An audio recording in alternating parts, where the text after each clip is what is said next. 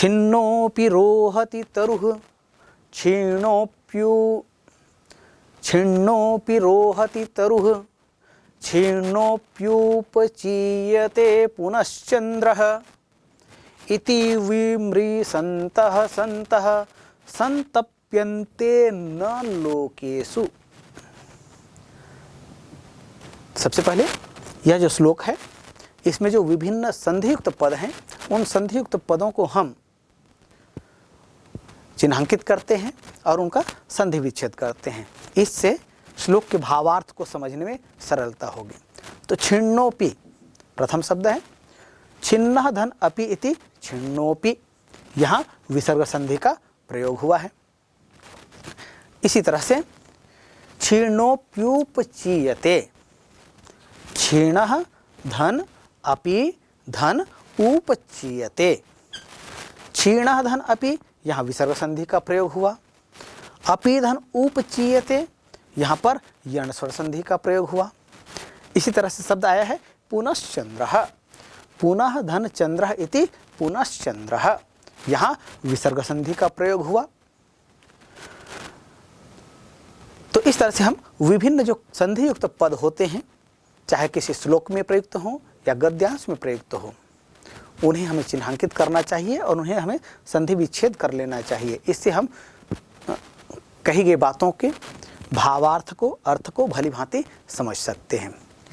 छिन्नः अपि रोहति तरुः, तरुः कहा जाता है वृक्ष को या पेड़ को, इन्हें पादप भी कहा जाता है। पादेन पिबति इति पादपः।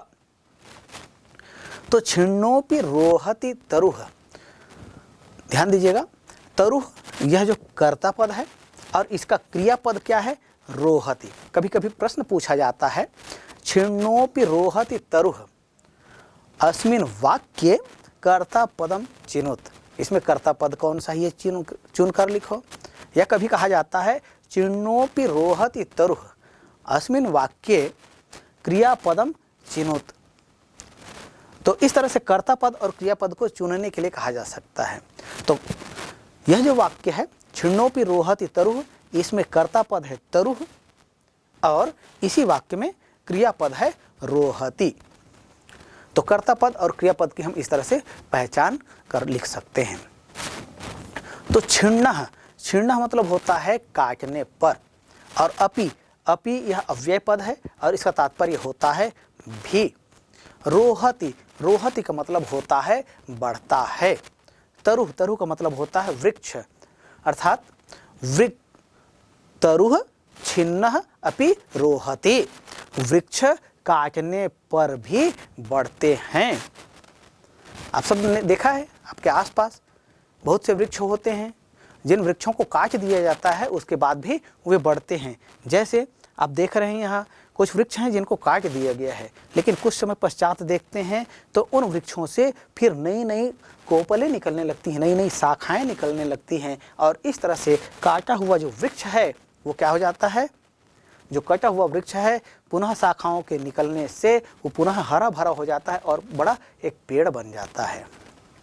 तो इसलिए कहा गया है छिन्नोपि रोहति तरुः, वृक्ष काटने पर भी बढ़ते हैं। क्षीणः अपि उपचीयते पुनः चंद्रः, और इसी तरह से क्षीणः अपि, घटने पर भी, हम चंद्रमा को देखते हैं, चंद्रमा को देखते हैं, चंद्रमा कभी पूरे अपने आकार में दिखाई देता है और कभी देखते हैं तो उसका आकार क्रमशः कम होते चला जाता है। और इस तरह से एक स्थिति ऐसी आती है जब चंद्रमा बिल्कुल दिखाई नहीं देता है।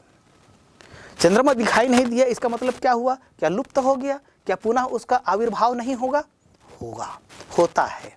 तो जिस तरह से एक पूरा चंद्रमा धीरे धीरे करके कम होता चला जाता है, उसकी कलाएं कम होती हैं और वह एक समय ऐसा आता है जब वह विलुप्त हो जाता है।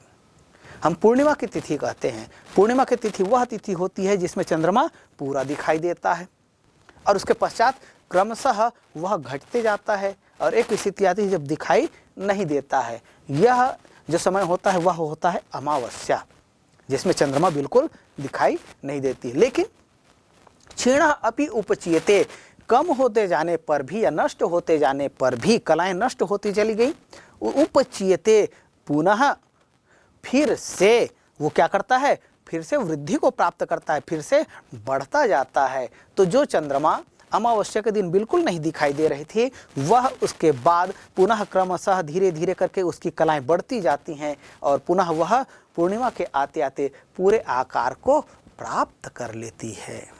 इसलिए कहा गया है क्षीण अपि उपचीयते पुनश्चंद्रः। इसी तरह से चंद्रमा जो है वह क्षीण होने पर भी, अर्थात उसकी कलाएं नष्ट होने पर भी, वह अपने आकार को बढ़ता हुआ पुनः प्राप्त कर लेता है।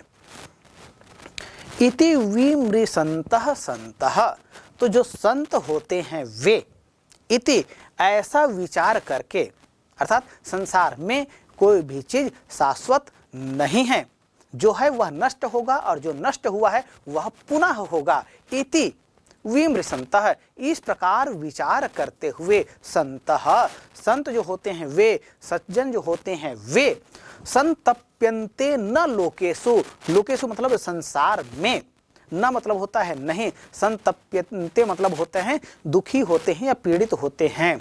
तो जो संत होते हैं वे निर्विकार भाव से नष्ट होने पर भी या प्राप्त होने पर भी वे जानते हैं संसार का यह नियम है कि जो आया है वो जाएगा और जो गया है वो आएगा। अर्थात जो कम हुआ है वह बढ़ेगा और जो बढ़ा हुआ है वह कम होगा। संसार में सुख और दुख जो होते हैं इसी तरह के होते हैं, चक्रवत घूमते हैं। सुख और दुख भी जीवन में क्रमशः आते और जाते रहते हैं।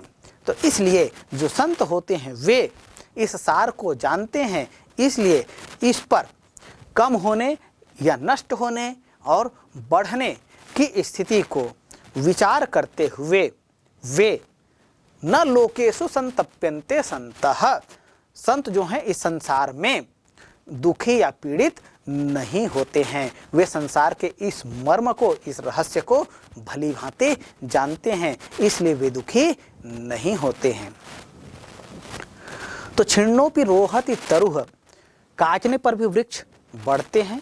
क्षीणः अपि उपचीयते पुनश्चंद्रः, घटने या क्षीण होने पर भी चंद्रमा पुनः बढ़ता है, अर्थात वृद्धि को प्राप्त होता है। इति विमृशन्तः, इस प्रकार विचार करते हुए, लोकेषु संतः, संसार में संत, न संतप्यन्ते, वे दुखी नहीं होते हैं।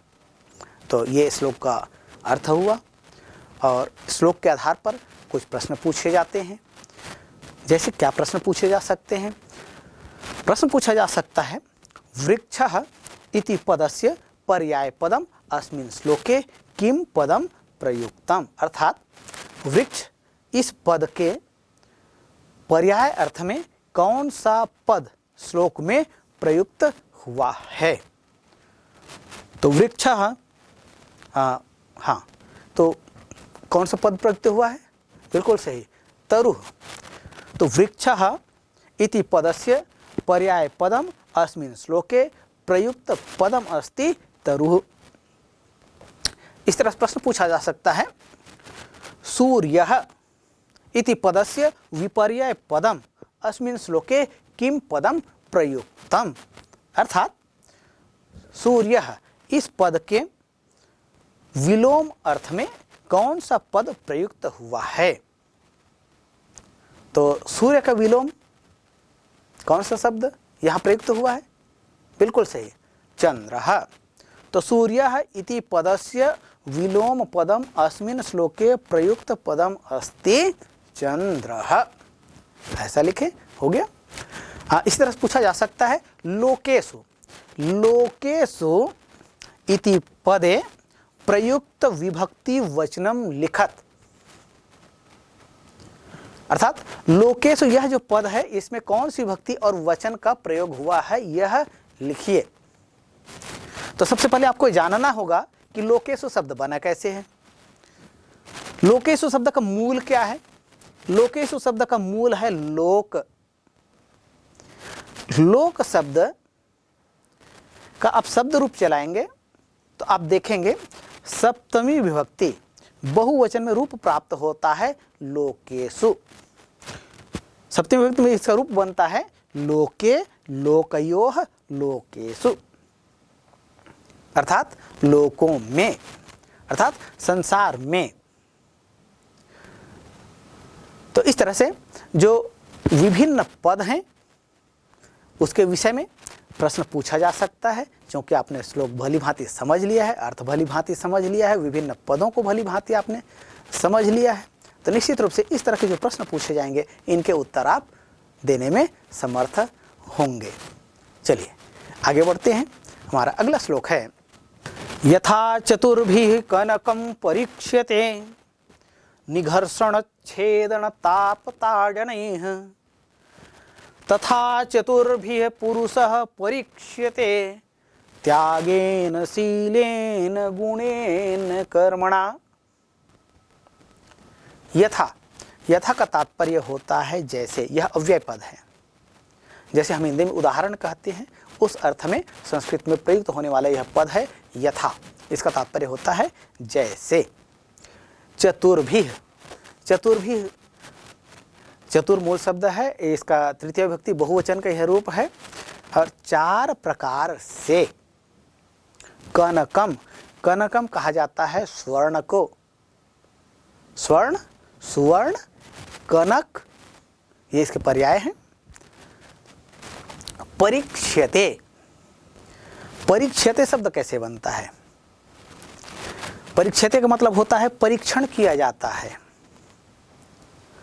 बहुत से लोग इसका तात्पर्य लेते हैं भिन्न तरह से, लेकिन इसका वास्तविक अर्थ क्या होता है? परिधन इक्ष्यते, इक्ष धातु है और इसका तात्पर्य होता है देखना। इसी शब्द से बना हुआ शब्द है परीक्षा। परिधन इच्छा नहीं होता है, उसका संधि विच्छेद क्या होता है? परिधन इक्ष धन टाप इति परीक्षा। और इक्ष का मतलब होता है अवलोकन करना या देखना, तो इक्ष धातु है, आत्मनेपद में इसका रूप बनता है। तो उसी इक्ष धातु का लट लकार प्रथम पुरुष एक वचन का यह रूप है। इसमें परि उपसर्ग का योग हुआ है। परिधन इक्ष और लट लकार प्रथम पुरुष एक वचन का रूप, तो इस तरह से बन गया परीक्षते। परिधन इक्ष्यते इति परीक्ष्यते। यहाँ पर दीर्घ स्वर संधि का प्रयोग हुआ। निघर्षण छेदन ताप ताडनैः, यह एक सामासिक पद है। समास अलग करें तो क्या होगा? निघर्षणम छेदनम तापम ताडनम तैः च। निघर्षणम च छेदनम च तापम च ताडनम च तैः इति। यह क्या हुआ? द्वंद्व समास, अर्थात निघर्षण घिसने पर, छेदने, छेदन कहते हैं काटने को, काटने पर, और ताप तपाने पर, और ताजनी, ताजनी कहते हैं, ताज कहते हैं पीड़ा, पीटने पर। तो कनकम स्वर्ण की, सोने की परीक्षा किस तरह से की जाती है? यथा चतुर्भिः कनकम परीक्षते, जिस प्रकार से सोने की, सोना आप सभी जानते हैं, स्वर्ण एक धातु है, उसको कनक भी कहा जाता है। तो यथा चतुर्भिः, जैसे चतुर्भिः चार प्रकार से कनकम, कनक अर्थात स्वर्ण या सुवर्ण की परीक्षते, परीक्षा किया जाता है। कैसे? निघर्षण अर्थात घिसकर, छेदन काटकर, ताप आग में तपाकर, ताडनैः और पीटकर, इन चार विधियों से सोने की परीक्षा ली जाती है, अर्थात परख की जाती है कि वास्तव में वह सोना कितना शुद्ध है। इसकी परीक्षा जो है इन चार प्रकारों से की जाती है। एक तो घिस कर किया जाता है, काट कर किया जाता है, उसको आग में तपा कर किया जाता है, और उसको पीट कर किया जाता है, अर्थात उसमें तन्यता है कि नहीं यह देखा जाता है। तो इस तरह से सोने की परीक्षा इन चार प्रकारों से की जाती है।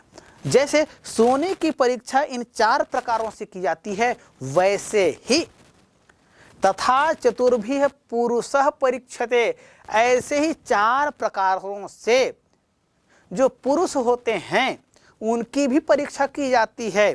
जो सज्जन होते हैं उनकी परीक्षा भी इन 4 प्रकारों से की जाती है। कौन कौन से 4 प्रकार से?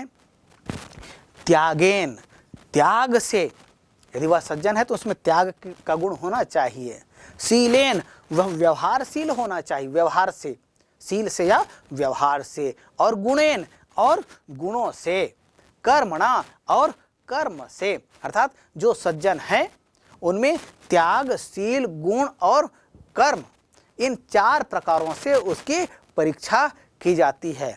तो इस तरह से यहाँ इस श्लोक में कनक और जो सज्जन हैं, पुरुष हैं, उनकी तुलना की गई है, एक समानता उनमें स्थापित की गई है। कनक की परीक्षा भी 4 प्रकार से और उसी तरह से पुरुष की परीक्षा भी 4 प्रकार से की जाती है, यह बताया गया है।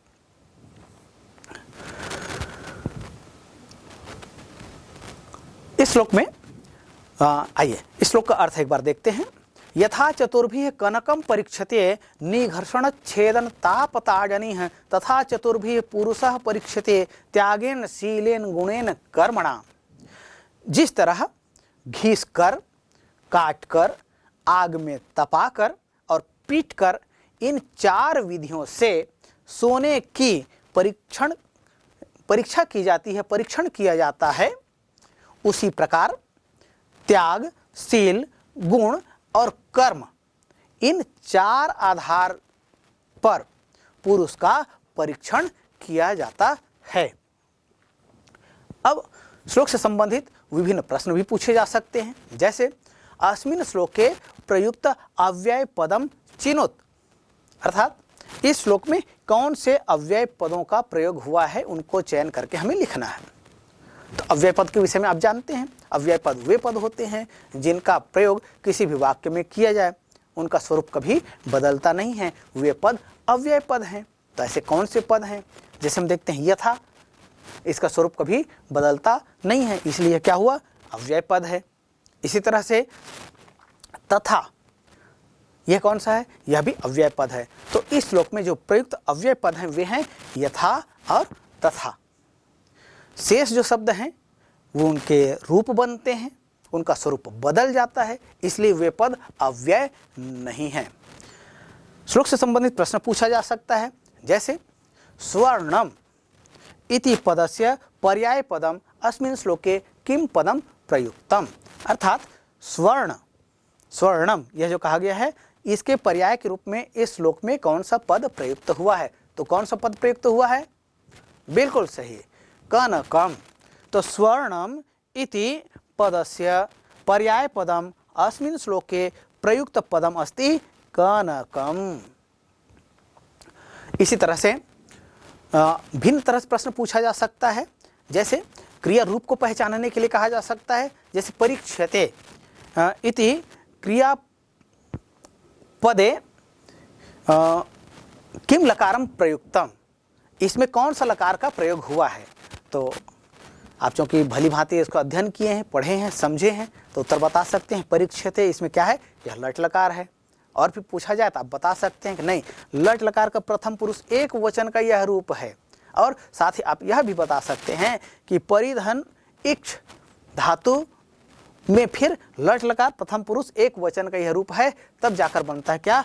परीक्षते। और इसका शब्दार्थ भी पूछा गया, यदि इसका शब्दार्थ भी पूछा जाए तो आप कह सकते हैं परीक्षते का तात्पर्य होता है परीक्षण किया जाता है। ऐसे ही त्यागेन शीलेन गुणेन कर्मणा, ये जो शब्द हैं इन सभी शब्दों में कौन सी विभक्ति प्रयुक्त हुई है? शीलेन। शीलेन का मूल शब्द क्या है? शीलेन का मूल शब्द है शील। इसमें तृतीय विभक्ति एक वचन का प्रयोग हुआ, जैसे बालक से बालकेन बनता है, राम से रामेण बनता है, फल से फलेन बनता है, इसी तरह से शील से क्या बना है? शीलेन बना है। त्याग से त्यागेन बना है, गुण से गुणेन बना है, और कर्म से कर्मणा बना है। कर्मणि मूल शब्द है इसका, और उसका फिर रूप बनता है क्या? कर्मणा। तो त्यागेन शीलेन गुणेन कर्मणा, इन सभी शब्दों में क्या है? तृतीय विभक्ति का प्रयोग हुआ है। तो इस तरह से विभिन्न शब्दों के रूप पहचानने के लिए आपको परीक्षा में पूछा जा सकता है, तो इसके लिए आप सभी निश्चित रूप से तैयार हैं। चलिए आगे बढ़ते हैं। चलिए हमारा अगला श्लोक है, न सा सभा यत्र न सन्ति वृद्धा न ते वृद्धा ये न वदन्ति धर्मम नासौ धर्मो यत्र न सत्यमस्ति न तत् सत्यम यच्छलेनाभ्युपेतम। न, देखिए इस श्लोक में बहुत से अव्यय पदों का प्रयोग हुआ है, विशेषकर न इस अव्यय पद का अनेक बार प्रयोग हुआ है। न यह निषेधवाचक अव्यय पद है और इसका तात्पर्य होता है नहीं। न सा सभा, सा कैसे बनता है? सा शब्द का मूल शब्द है तद, यह सर्वनाम पद है और इसका प्रयोग यहाँ पर स्त्रीलिंग प्रथम विभक्ति एक वचन में हुआ है। तो तद का प्रथम विभक्ति एक वचन स्त्रीलिंग में रूप बनता है सा ते ताह, इस तरह से इसका रूप बनता है। तो न सा सभा, वह सभा किसके लिए प्रयुक्त हुआ है? सा सर्वनाम जो है यह सभा इस पद के लिए प्रयुक्त हुआ है। तो वह सभा नहीं है। यत्र, यत्र इसका तात्पर्य होता है जहां, और यह स्थानवाचक अव्यय पद है। तो न सा सभा यत्र न सन्ति वृद्धाः, सन्ति अस धातु है, लट लकार प्रथम पुरुष बहुवचन का रूप है, अस्ति स्तः सन्ति, इस तरह से इसका रूप बनता है और इसका तात्पर्य क्या होता है? हैं। तो यत्र न सन्ति वृद्धा, और जहां वृद्ध नहीं हैं, न ते वृद्धा, और वे वृद्ध नहीं हैं, ये न वदन्ति धर्मम, जो धर्म की बातें नहीं कहते हैं। तो न सा सभा यत्र न सन्ति वृद्धा, ये एक पद हुआ। वह सभा सभा नहीं है जहां वृद्ध नहीं हैं, या वृद्ध नहीं होते हैं। अर्थात जिस सभा में वृद्ध नहीं होते हैं वह सभा सभा नहीं है। या कहें कि किसी भी सभा में वृद्धों का होना आवश्यक है। यदि किसी सभा में वृद्ध नहीं है तो वह सभा जो है सभा नहीं कही जाएगी। क्यों नहीं कही जाएगी? क्योंकि जो वृद्ध हैं वे नीति की बातें कहते हैं, और नीति की बातें कहने वाली जिस सभा में न हो उन्हें हम उस सभा को सभा नहीं कहा जा सकता है। इसलिए कहा गया न सा सभा यत्र न सन्ति वृद्धा, वह सभा सभा नहीं है जहां वृद्ध नहीं होते हैं। न ते वृद्धा ये न वदन्ति धर्मम, और वे वृद्ध नहीं होते हैं या वृद्ध नहीं कहे जाते हैं जो धर्म की बातें नहीं कहते हैं, नीति की बातें नहीं कहते हैं। अर्थात वृद्धों की पहचान क्या है? वृद्ध वे होंगे आयु से हों, अवस्था से हों, ज्ञान से हों, जिससे भी हों, लेकिन उन्हें धर्म की बातें कहना आवश्यक है। यदि वे धर्म की बातें नहीं कहते हैं, अवस्था से भले वृद्ध हो गए हैं, यदि मिथ्या लाभ करते हैं तो वो वृद्ध नहीं कहे जाएंगे। तो वृद्ध की पहचान यह है कि वे नीति की बातें करें, वे धर्म की बात करें। इसलिए कहा गया न ते वृद्धा ये न वदन्ति धर्मम, जो धर्म की बातें नहीं करते हैं वे वृद्ध नहीं हैं।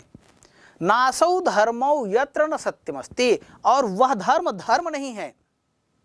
नासौ न धन असौ इति नासौ, यहां पर दीर्घ स्वर संधि का प्रयोग हुआ है।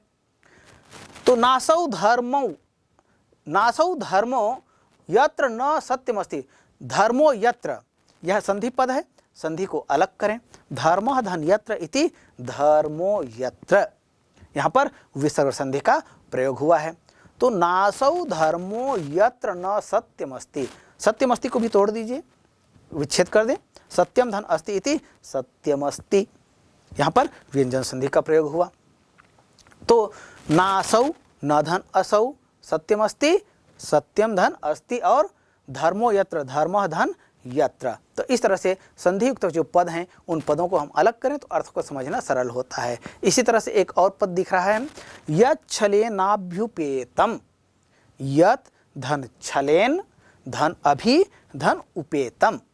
तो इस तरह से इसको भी हम अलग कर लिए। तो यत् धन छलेन, ये क्या हो गया, यहाँ पर व्यंजन संधि का प्रयोग हुआ। छलेन धन अभि, यहाँ पर छलेन धन अभि, यहाँ पर दीर्घ स्वर संधि का प्रयोग हुआ। अभि धन उपेतम, यहाँ पर यण स्वर संधि का प्रयोग हुआ। तो इस तरह से एक शब्द में एक से अधिक संधियों का प्रयोग यहाँ यत् छलेनाभ्युपेतम शब्द में हुआ है। तो नासौ धर्मो यत्र न सत्यमस्ति। वह धर्म धर्म नहीं है जिसमें सत्य का तत्व न हो या जिसमें सत्य का समावेश न हो। न तत् सत्यम, और वह सत्य नहीं है। कौन सा सत्य नहीं है? यत् छलेनाभ्युपेतम, जो छल कपट से युक्त हो वह सत्य नहीं है। तो इस तरह से यहाँ पर बहुत ही नीति की बातें कही गई हैं। सभा की विशेषता बताई गई है, वृद्धों की विशेषता बताई गई है, और साथ ही धर्म की विशेषता बताई गई, और साथ ही सत्य को भी कसौटी पर कसा गया है। तो सभा की विशेषता क्या है? कि सभा की विशेषता यह है कि उनमें वृद्ध होने चाहिए। और वृद्ध कौन होंगे? वृद्ध वो होंगे जो धर्म की बातें कहते हों, जो नीति की बातें कहते हों। और धर्म क्या है? धर्म वह है जिसमें सत्य का समावेश हो। और सत्य क्या है? सत्य उसे कहा गया है जो छल कपट से रहित हो, वह सत्य है। जो छल कपट से युक्त हो वह सत्य नहीं है। तो न सा सभा यत्र न सन्ति वृद्धा, वह सभा नहीं है, या कहें कि वह सभा नहीं है, यत्र न सन्ति वृद्धा, जिसमें वृद्ध या अनुभवी लोग न हो। न ते वृद्धा, और वे वृद्ध नहीं हैं। ये न वदन्ति धर्मम, जो धर्म की बातें नहीं बोलते हैं। अर्थात वृद्ध वे ही कहलाएंगे जो धर्म की बातें कहते हों, जो नीति की बातें कहते हों। नासौ धर्मो, और वह धर्म नहीं है, यत्र न सत्यमस्ति, जिसमें सत्यता का समावेश न हो या जिसमें सत्य न हो। न तत् सत्यम, और वह सत्य नहीं है, यत् छलेनाभ्युपेतम, जो छल कपट से युक्त हो। अर्थात सत्य उसे कहेंगे जो छल कपट से रहित हो, निष्पक्ष हो, तब वह सत्य कहलाएगा। तो इस तरह से इस श्लोक में बहुत महत्वपूर्ण बातें कही गई हैं। श्लोक से संबंधित विभिन्न प्रश्न पूछे जा सकते हैं। पूरे श्लोक का अर्थ पूछा जा सकता है, वाक्यांश का अर्थ पूछा जा सकता है, वस्तुनिष्ठ प्रश्न पूछे जा सकते हैं। जैसे प्रश्न पूछा जा सकता है, न सा सभा यत्र न सन्ति, उसके बाद फिर रिक्त स्थान कर दिया गया, 4 विकल्प यहाँ पर दे दिया जाए आपको। तो रिक्त स्थान यदि दिया जाएगा तो क्या भरेंगे आप? वृद्धा भरेंगे। यदि 4 विकल्प दे दिए गए, जैसे कह दिया गया वहाँ पर वृद्धा, धर्मम, सत्यम, अब इसमें से फिर क्या सही है? तो आप चूँकि श्लोक को भली भांति पढ़े हैं तो इससे जानते हैं। तो न सा सभा यत्र न सन्ति वृद्धा, अर्थात वह सभा नहीं है जिसमें वृद्ध नहीं है। वृद्धों की पहचान क्या बताई गई? वृद्धों की पहचान बताई गई कि जो अनुभवी हों, जो धर्म की बातें करते हो, और ऐसी धर्म की बातें करते हो जो सत्य से युक्त हो और जो छल कपट से रहित हो। तो ये इनकी विशेषताएं बताई गई हैं।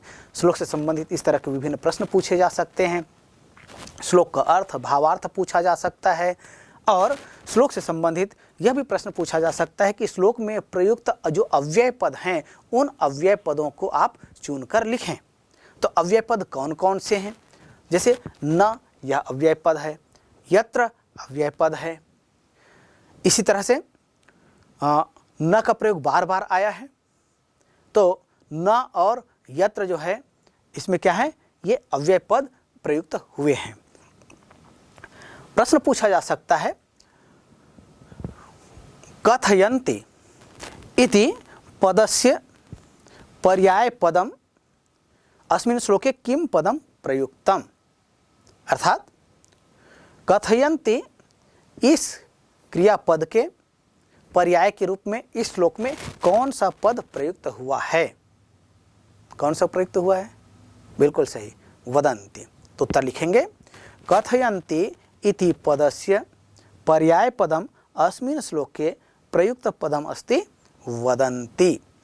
जैसे वदन्ति का मतलब होता है बोलते हैं, इसी तरह से कथयन्ति का तात्पर्य भी क्या होता है? कहते हैं या बोलते हैं। प्रश्न पूछा जा सकता है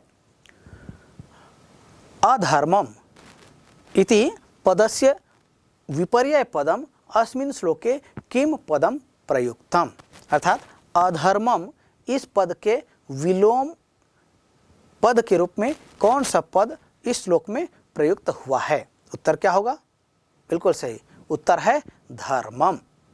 तो उत्तर लिखेंगे अधर्मम इति पदस्य विपर्यय पदम अस्मिन् श्लोके प्रयुक्त पदम अस्ति धर्मम।